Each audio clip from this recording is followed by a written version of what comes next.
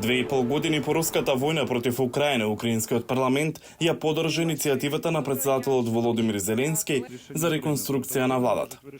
Зеленски истакна дека промената е неопходна за зајакнување на Украина и подобрување на функционирањето на владините институции.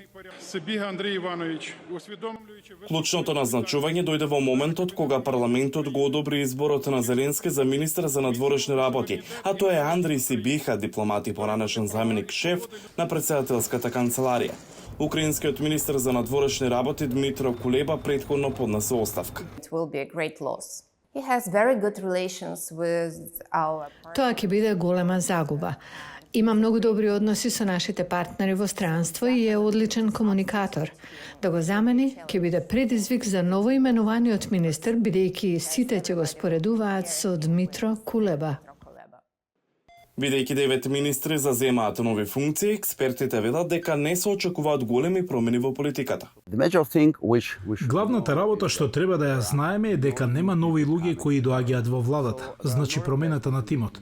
Значи нема да има апсолутно никакви промени во ниту една политика.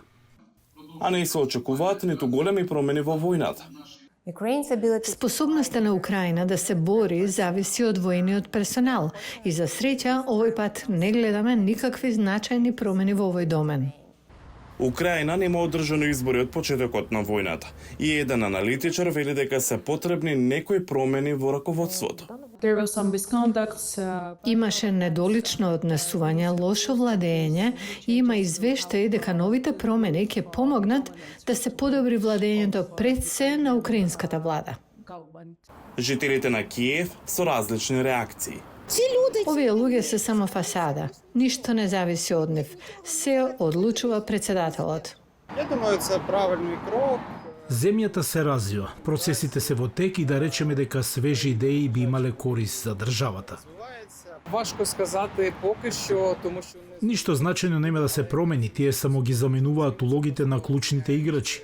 Овие промени не би ги нарекол драстични, тоа е само реконструкција. Ова доаѓа во клучен момент во војната на Русија против Украина.